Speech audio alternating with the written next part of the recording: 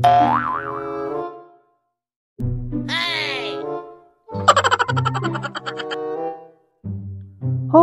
Ate Nora.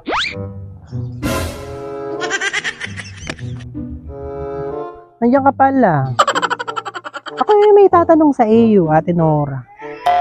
Ikaw ba may napipili ng iboboto ng kagawad? Kasi napag-usapan namin ni Mari nung nakaraan. Ang iboboto niyang kapitan, kaparehas lang din pala ng iboboto ko. Oo, si Kapitan Talaba man din.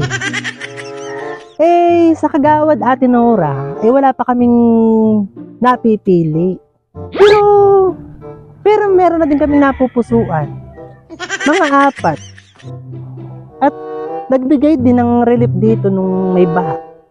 Ikaw, ate, meron ka nang napupusuan?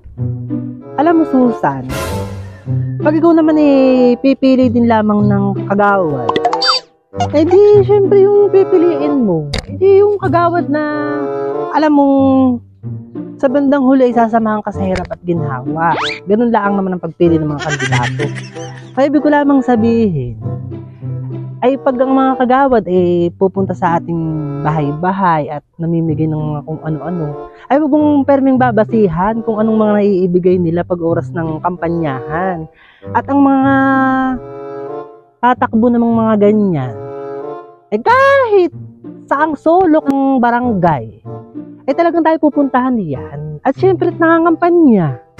Pero pag naman oras na at mga nakaupo na, hindi mo naman yan sila makakapunta sa mga sulok-sulok. Hindi katulad pag nangangampanya. Kahit maulan, maputik, gumikidlat, perming kakamay man din sa iyo.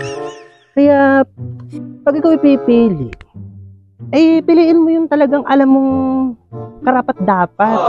Ganun lang naman susan ng pagpili. Hindi mo naman kailangang patagalin pa mga kung ano-ano.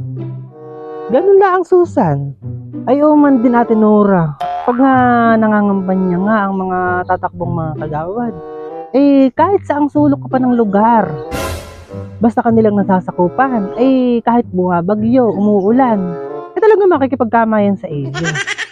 Pero porbahan mo naman, pag mga nakaupo na, hindi ka papasukin niyan. Makakita lang ng maraming aso at nagtatahulan. Hindi na papasok. Hindi na papasok yung mga yan. Pero, wag din naman tayo agad-agad maghusga naman sa kanila. Kumbaga, hindi pa nga natin sila talagang kilalang kilala, pero atin din subukan.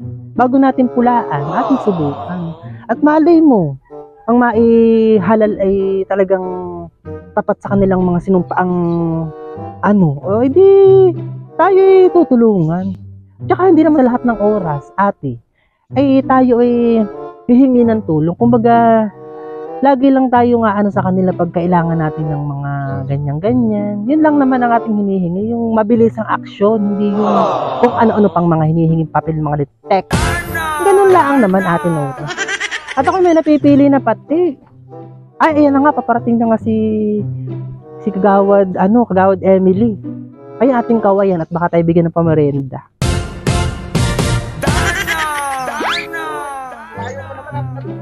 Hoy, mga nanay.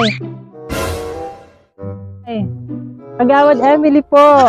Opo, number 38 po sa Balota. Magandang araw po. Ano pong inyong pinagchichismisan na pati diyan? Katanghalin tapat naman ho kay chismisan. Baka ho kayo tubukan ng ugat diyan, mga nanay. Magandang tanghali po, Kagawad Emily.